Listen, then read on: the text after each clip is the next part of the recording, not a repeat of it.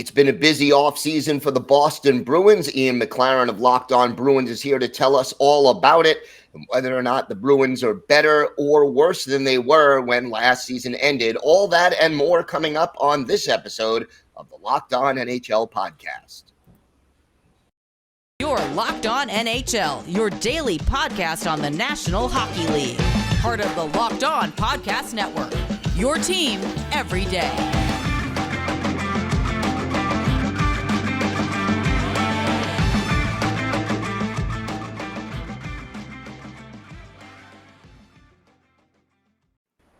And hello, everybody, and welcome to the Monday edition of the Locked On NHL Podcast. Gil Martin, so glad you could join us today, and thank you for making Locked On NHL your first listen every day.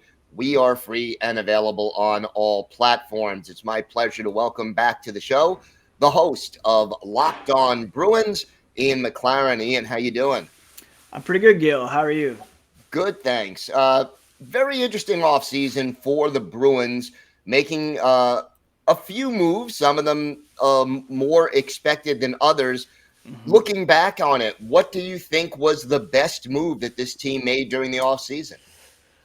I mean, it's interesting because the biggest moves that the Bruins made were decisions that they were waiting on. They weren't kind of moves that Don Sweeney went out and proactively did as general manager. But it was, Patrice Bergeron deciding that he still has some gas left in the tank and wants to play after winning his record-breaking 5th Selke Trophy. And it was David Krejci deciding that, he wanted to come back and resume his NHL career after spending a season back home in Czechia. So those were two huge decisions that were pending, and that definitely affect the outlook for the Boston Bruins this season. In terms of moves that the Bruins actually made, probably the biggest would be trading Erik Haula, who played second-line center for the majority of the back half of last season, to the New Jersey Devils for Pavel Zacha. They got younger in that deal. If you ask former New Jersey Devils assistant coach Mark Recchi, who's also a former Bruin, he would say the Bruins added talent in that deal. Definitely more upside when it comes to Pavel Zacha. So all three of those guys entering or coming back into the mix, that's probably the totality of the best moves made by the Bruins this offseason. And as far as Krejci's return, what does it mean both for him as a player and for locker room chemistry and the sort of attitude this team takes on? I mean, for the locker room, it's obviously huge. He was a very liked player when it comes to Boston Bruins. He's been there for quite a while. I know a lot of guys were disappointed when he made the decision, not disappointed in him, but just disappointed that he wasn't going to be there when he made the decision to go home. The chemistry certainly still there with a guy like David Pastrnak. The two paired up at the World Championship, earned a bronze medal for Czechia, and were electric together. And it looks like they will start the season on the same line. The Bruins have 5 Czech players in the lineup now. That's not lost on Krejci, on Pastrnak. And I think that him coming back will give the Bruins a real boost on and off the ice. Like I said, Erik Haula filled in pretty well in the second-line center role, but nobody expected him to be a second-line center for the Bruins last season. And having Krejci back in the mix, he showed at the World Championship that he still has a high-level game, and he should be hitting the ground running with David Pastrnak on his right and Taylor Hall on his left, who he played with before he decided to go home. So, yeah, it should be a real boost there for the Bruins offense for sure. We are now just about 3 weeks away from the start of training camp. What is your biggest concern when you look over this roster right now? I mean, right now it's definitely health to start the season. The Bruins will be without two of their best players in Charlie McAvoy and Brad Marchand for up to a couple months, maybe early December. They both had pretty major surgery in the offseason. Marchand on his hips, McAvoy on his shoulder. Matt Grzelcyk will also start the season sidelined due to injury, due to surgery. So that will be, significant holes that the Bruins have to fill. And really, you can't replace a McAvoy. You can't replace a Marchand singularly. It's going to be a team effort to really make up for those absences. So that's going to be a big test for them.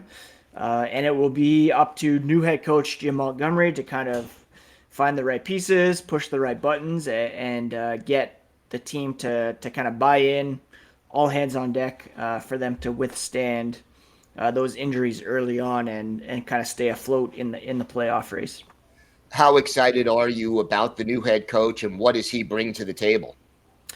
I am very excited. I mean, I wasn't one who endorsed the move to replace Bruce Cassidy. I think he, by all rights, should still be the head coach of the Boston Bruins.